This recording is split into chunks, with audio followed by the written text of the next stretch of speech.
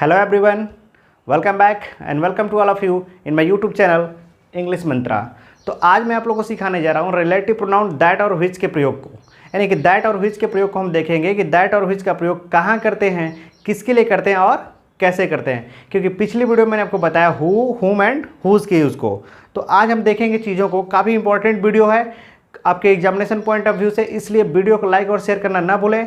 और साथ ही साथ यदि चैनल पर नया होंगे तो चैनल को सब्सक्राइब करिएगा, बेल आइकन दबाइए ताकि हमारे हर एक नई वीडियो का नोटिफिकेशन आपके आसानी से मिलता रहे। तो चलिए हम लोग समय ना वेस्ट करते हैं, चीज़ों को देखते हैं, समझते हैं कहाँ प्रयोग करते हैं। तो दैट,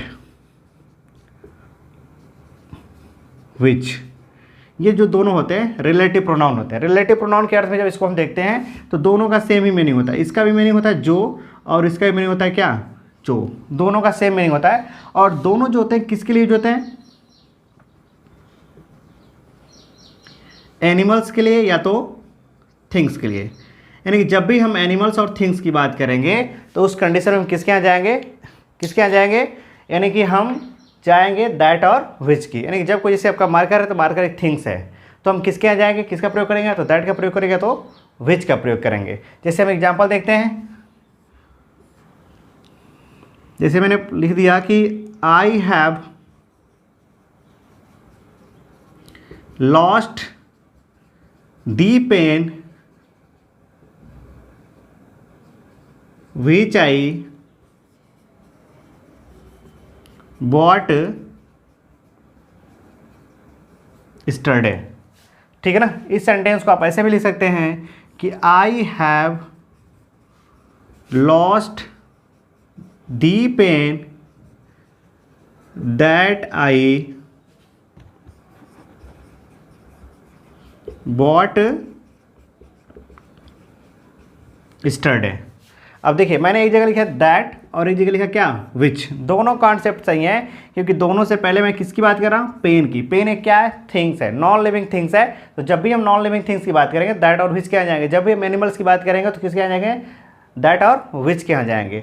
अब मैंने बताया था, एक कॉन्सेप्ट बताया था कि रिलेटिव प्रोनाउन से पहले प्रयुक्त जो नाउन होता है उसको हम ग्रामर से क्या बोलते हैं, एंटीसीडेंट। क्या बोलते हैं, एंटीसीडेंट। एंटीसीडेंट का मीनिंग क्या होता है, पूर्ववर्ती नाउन और प्रोनाउन। और उसी पूर्ववर्ती नाउन और प्रोनाउन का रिलेशन जो होता है सेंटेंस के अन्य शब्दों के साथ जोड़ा जाता है, उसके बारे में इन्फॉर्म किया जाता है। तो उस कंडीशन में हम क्या करते हैं कि इसी एंटीसीडेंट का बहुत बड़ा रोल होता है। क्योंकि मैंने जब आपको पढ़ाया था हु और हुम और हुज, तो मैंने बताया कि जब हु से पहले यदि कोई नाउन होगा तो उसी नाउन के अनुसार हम वर्ब का प्रयोग करते हैं। तो उसी तरह यहाँ पे हम देखेंगे, चीज़ों को समझेंगे। ये व्हिच हो गया, नॉन लिविंग थिंग्स हो गया। तो उस कंडीशन में मैंने क्या लगा दिया, रिलेटिव प्रोनाउन व्हिच लगा दिया। एक जगह मैंने क्या लगाया, दैट लगा दिया। क्लियर है ना। तो यहाँ पे क्या आप हु लगा सकते हैं, दोनों जगह अगर देखिए तो हु लगा सकते हैं, क्योंकि हु का भी अर्थ क्या होता है, जो होता है। तो क्या यहाँ पे जो के अर्थ में हु लगाएंगे, बिल्कुल नहीं लगाएंगे, क्योंकि मैंने हु का कॉन्सेप्ट बताया था कि हु जो होता है लिविंग थिंग्स के लिए होता है, ना कि नॉन लिविंग थिंग्स के लिए होता है। चलिए एक एनिमल्स का एग्जाम्पल देखते हैं। जैसे हम कहेंगे कि the horse which I bought has won the race।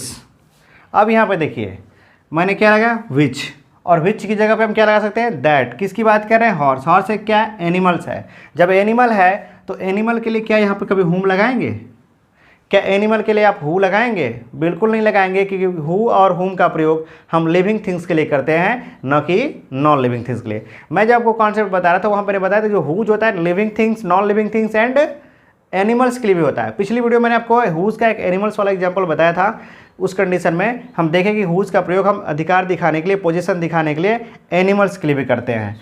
अब इस सेंटेंस को आप ऐसे भी लिख सकते हैं कि the horse that I bought has on the race। अब देखिए यहाँ पे दैट भी लगा दिए, लेकिन दैट की जगह पे आप हु नहीं लगा सकते हैं, व्हिच की जगह पे आप हु नहीं लगा सकते हैं, क्योंकि हम किसकी बात कर रहे हैं, थिंग्स। थिंग्स क्या होता है, नॉन लिविंग थिंग्स। तो उस कंडीशन में हम दैट और व्हिच ही के आ जाएंगे। जब एनिमल की बात करेंगे तो दैट और व्हिच के आ जाएंगे। जो हमारे डोमेस्टिक एनिमल होते हैं उनके लिए हम मैक्सिमम जो रिलेटिव प्रोनाउन होता है दैट यूज़ करते हैं। जो थिंग्स की बात करते हैं मैक्सिमम जो होता है विच के प्रयोग करते हैं। यदि ऑप्शन में दोनों एक साथ दे रहे हैं, यदि डोमेस्टिक एनिमल की बात कर रहा है तो उस समय आप दैट को प्रेफर करिएगा। यदि ऑप्शन में दैट नहीं दे रहा है तो उस कंडीशन में आप किसके आ जाइएगा, विच के आ जाइएगा। क्लियर है ना? तो आई होप कि ये कॉन्सेप्ट समझ गए होंगे। चलिए एक दो और एग्जाम्पल्स आपको कराते हैं, चीज़ों को देखते हैं, समझते हैं।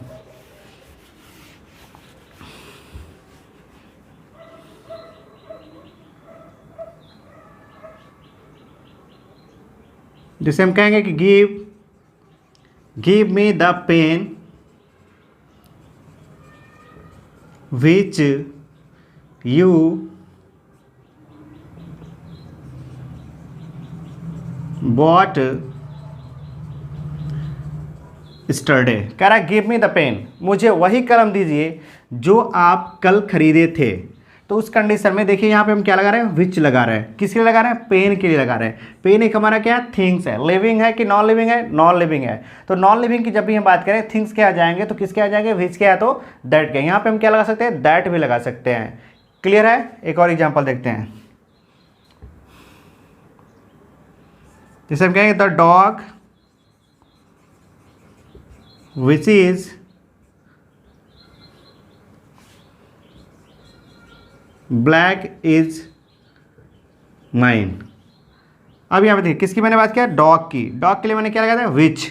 अब यहाँ पे कह रहा है कि द डॉग यानी कुत्ता जो ब्लैक है वो क्या है, मेरा है। तो उस कंडीशन में यहाँ पे मैंने इज लगाया किसके लिए, डॉग के लिए, क्योंकि रिलेटिव प्रोनाउन से पहले प्रयुक्त नाउन जो होता है एंटीसीडेंट कहलाता है और उसी एंटीसीडेंट के अनुसार हम वर्ब का प्रयोग करते हैं। यदि सिंगुलर होता है तो क्या लगाते हैं, सिंगुलर, और यदि प्लूरल होता है तो प्लूरल वर्ब। चलिए इसके अलावा हम चीज़ों को देखते हैं कि जो विच होता है। आज मैंने बताया कि बेसिकली हम किस पे बात करने वाले, विच पे ज़्यादा हम फोकस करेंगे, क्योंकि मैंने आपको बताया कि दैट का एक बहुत ही बड़ा कॉन्सेप्ट बना के एक वीडियो मैं आपके लिए दूंगा। तो आज की वीडियो जो है आपके लिए एकदम टोटली डेडिकेटेड है, इसलिए वीडियो को लाइक और शेयर करना ना भूलें। देखिए एकदम अच्छे से अच्छे कॉन्सेप्ट यहाँ पे आपको सिखाए जाएंगे जिससे आपकी परीक्षाओं में क्वेश्चंस बनते हैं। ना कि आपके ऐसे छोटे छोटे कॉन्सेप्ट बता के मुझे प्रचार नहीं करना है कि नहीं हम अपना यूट्यूब का प्रचार करें। यहाँ पे ऐसे कॉन्सेप्ट बताएंगे जहाँ से आपकी परीक्षाओं, चाहे डबल ए की परीक्षा में बैठते हो, चाहे SSR या एयरफोर्स की परीक्षाओं में, वहाँ से आपके क्वेश्चंस मिलेंगे।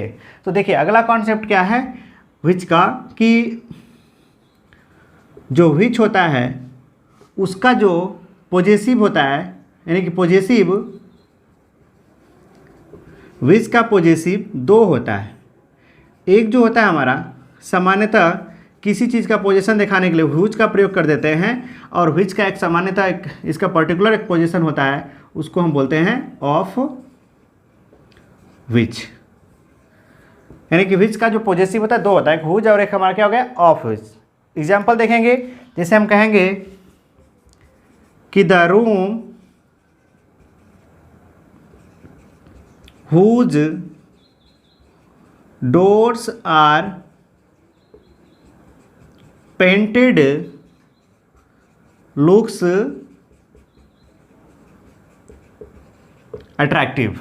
अब यहाँ पे देखिए मैंने किसकी बात किया, रूम एक क्या है, लिविंग थिंग्स की non living things, non living things है। लेकिन पॉजेसिव के रूप में किसका प्रयोग किया, हुज का, क्योंकि रूम है और एक नाउन जब दूसरे नाउन पे अधिकार दिखाता है तो उस कंडीशन में चाहे वो लिविंग थिंग्स हो या नॉन लिविंग थिंग्स हो या एनिमल्स हो, उस कंडीशन में हम हुज का प्रयोग करते हैं। अब यहाँ पे नॉन लिविंग थिंग्स है, ये हुज किसके लिए है, व्हिच के लिए। व्हिच का पॉजेसिव क्या होता है, हुज होता है। दूसरा एक क्या था, ऑफ व्हिच था। ऑफ व्हिच का एग्जाम्पल, इसको हम जब ऑफ व्हिच से जोड़ेंगे तो उस कंडीशन में देखेंगे ये हो जाएगा कि the room of which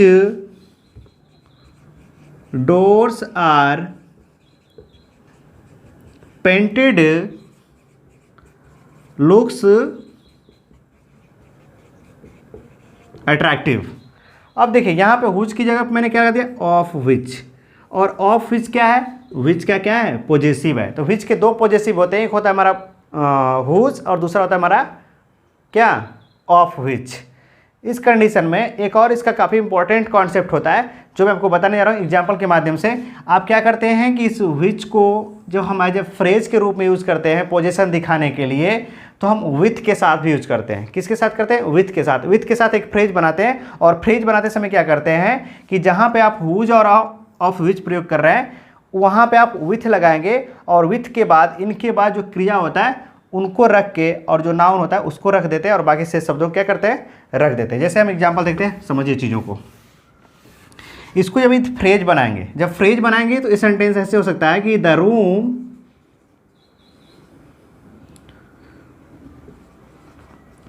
with से जब इसको जोड़ेंगे पोजीशन के रूप में, तो थर्ड फॉर्म वाली क्रिया को इधर रखते हैं, with painted doors. With painted doors, ये हो गया हमारा क्या, फ्रेज, पोजीशन के रूप में विथ पेंटेड डोर्स। और उसके बाद हम लिखेंगे लुक्स अट्रैक्टिव। ये आपका काफ़ी बेहतरीन कॉन्सेप्ट है। यहाँ से आजकल की परीक्षाओं में जो लेटेस्ट जितने भी बड़े एग्जाम होते हैं वहाँ पे इससे क्वेश्चंस बनते हैं। तो ध्यान में रखिएगा कि हुज एंड ऑफ विच की जगह पे हम फ्रेज का भी प्रयोग करते हैं विथ लगाकर, और विथ के साथ क्रिया को रखते हैं तो हमारा ये बन जाता है प्रीपोजिशनल फ्रेज।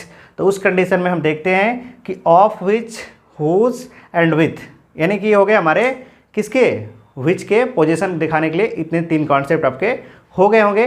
अरे 3 कॉन्सेप्ट आपके हो गए, और आई होप कि ये कॉन्सेप्ट आपको क्लियर हो गया होगा।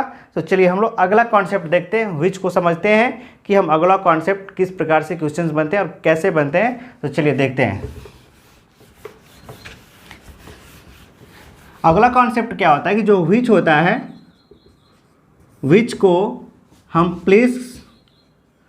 प्लेस डिनोट करने के लिए, प्लेस का मतलब कि जो आपका एडवर्ब होता है वो क्या होता है, वेयर, यानी कि जो आपका इंट्रोगेटिव एडवर्ब होता है वेयर होता है। उस कंडीशन में इस विच के स्थान पे प्लेस को जब डिनोट करेंगे तो 2 चीज़ लिखते हैं, एक होता है हमारा एट विच और दूसरा होता है इन विच। ये 2 आपके यूज़ किए जाते हैं सेंटेंस को कनेक्ट करने के लिए। सेंटेंस को कनेक्ट करने के, सेंटेंस को, रिलेशनशिप को दिखाने के लिए ये 2 चीज़ प्रयोग किए जाते हैं। किसको डिनोट करें, प्लेस को डिनोट के लिए, किसके स्थान पे, वेयर के स्थान पे। एग्जाम्पल देखते हैं, जैसे हम कहेंगे कि दिस इज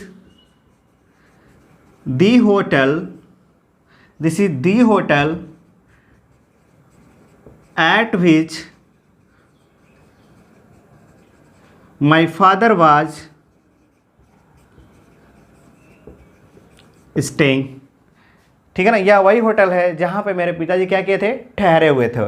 अब वहाँ पे स्थान को डिनोट करने के लिए मैंने क्या लगा दिया, एट विच। एक सेंटेंस हमारा ये है और एक सेंटेंस हमारा क्या है, ये, दोनों क्या कर दिया, वो जोड़ दिया, दोनों को रिलेशन कर रहा है। ये जो ऑफ विच है उससे पहले होटल है, होटल के बारे में इंफॉर्मेशन दी जा रही है कि my father was staying there. Okay, अब देखिए इसको हम ऐसे भी लिख सकते हैं कि this is the hotel in which my father was staying। अब देखिए उसी को हम प्लेस को दिखाने के लिए मैंने किसका प्रयोग कर दिया, इन विच का, किसके स्थान पे, एट विच, जो क्या दिखाने के लिए, प्लेस दिखाने के लिए। और ये सेंटेंस किसका पार्ट है, किसका पार्ट है, वेयर का, क्योंकि वेयर से हम बोलते हैं कि वेयर डू यू लिव, आप कहाँ रहते हैं, तो बताते हैं कि मैं गाजीपुर में रहता हूँ, वाराणसी में रहता हूँ, दिल्ली में रहता हूँ, जो भी आप जहाँ भी रहते हो वो बताते हैं। तो वेयर एक प्लेस देता है। चीज़ों को और थोड़ा सा डीपली देखते हैं और क्या कैसे कॉन्सेप्ट होते हैं। अब देखिए किसके स्थान पे है, वेयर के स्थान पे है। जब इसको हम वेयर से जोड़ते हैं तो उस कंडीशन में देखेंगे कि this is the hotel where my father was staying. अब देखिए मैंने क्या लगा दिया यहाँ पे, वेयर, वेयर लगा दिया, इंट्रोगेटिव एडवर्ब है, where my father was staying, मेरे पिताजी कहाँ ठहरे थे, तो दिस इज दी होटल, यह वही होटल है। अब यहाँ पे देखिए सामान्यतः होटल, चर्च इत्यादि जो हॉस्पिटल होते हैं सामान्यतः कोई आर्टिकल नहीं लगाते हैं, लेकिन मैं बताया था कि जब कोई कंजंक्शन से किसी सेंटेंस या क्लास को जोड़ते हैं तो उससे पहले प्रयुक्त जो नाउन होता है स्पेसिफिक हो जाता है। तो स्पेसिफिक कंडीशन में हम आर्टिकल क्या लगाते हैं, दी लगाते हैं। क्लियर हो गया ना। तो आपने क्या देखा, एट विच, इन विच, किसके स्थान पे, वेयर के स्थान पे, किसके रूप में, एज ए रिलेटिव प्रोनाउन के रूप में एट विच और इन विच का प्रयोग करते हैं प्लेस को डिनोट करने के लिए। अगला कॉन्सेप्ट देखते हैं विच का। विच का एक और बेहतरीन कॉन्सेप्ट जो काफ़ी अच्छा कॉन्सेप्ट है, जहाँ से हमारी परीक्षाओं में बार बार क्वेश्चंस बनते हैं। एक जो होता है विच का प्रयोग, हम रीजन को डिनोट करते हैं, रीजन को डिनोट करते हैं। तो रीजन को डिनोट करने में हम क्या लिखते हैं कि फॉर विच, क्या लिखते हैं, फॉर विच, किसके स्थान पे, रीजन से, रीजन जब दिखाते हैं तो हम क्या यूज़ करते हैं, इंट्रोगेशन क्या यूज़ करते हैं, इंट्रोगेटिव एडवर्ब हम वाई यूज़ करते हैं। तो उस कंडीशन में वाई के स्थान पे सेंटेंस को कनेक्ट करने के लिए क्या नाम है कि रिलेशन को दिखाने के लिए हम फॉर विच का प्रयोग करते हैं। जैसे आप देखेंगे कि एग्जाम्पल देखिए, आई do not know the reason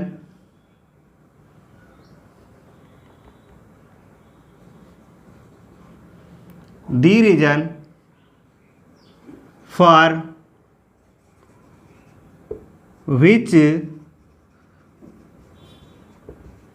my friend was arrested. कह रहा कि I do not know the reason for which, कि क्यों मेरा जो दोस्त है अरेस्टेड किया गया था, उस रीजन को मैं जानता नहीं हूँ। तो दो सेंटेंस और दो क्लास को जोड़ दिए, किससे, हम फॉर विच से, रिलेटिव कंजंक्शन के रूप में हमने जोड़ दिया, और किसके स्थान पे जोड़ दिया, वाई के स्थान पे। उसी तरह इस सेंटेंस को आप ऐसे भी लिख सकते हैं कि I do not know the reason यहाँ पे लिख देते हैं why my friend was arrested. तो यहाँ पे आपने क्या देखा कि रीजन दिखाने के लिए, यानी कि रीजन के बाद भी हम रिलेटिव कंजंक्शन के रूप में फॉर विच का प्रयोग हम करते हैं, जो दो सेंटेंस और दो क्लास को जोड़ने के साथ साथ उसमें क्या कहता है, उसके बारे में इंफॉर्मेशन दी जाती है। तो ये था गाइज आज के लिए वीडियो, जो आपको हम बेसिकली विच के जितने भी कॉन्सेप्ट थे मैंने बताया। और अगली वीडियो में हम आएंगे तो वहाँ पे दैट के पूरे कॉन्सेप्ट को सीखेंगे कि दैट का प्रयोग हम कहाँ करते हैं, कि दैट का प्रयोग living things, animals and non living things के लिए भी होता है, और वहाँ पे देखेंगे कि किस किस कंडीशन में हम दैट का प्रयोग करते हैं। तो गाइज आज के लिए इतना ही। यदि वीडियो अच्छी लगी हो तो वीडियो को लाइक और शेयर जरूर करिएगा। So thank you so very much and thank you for watching my video. Stop.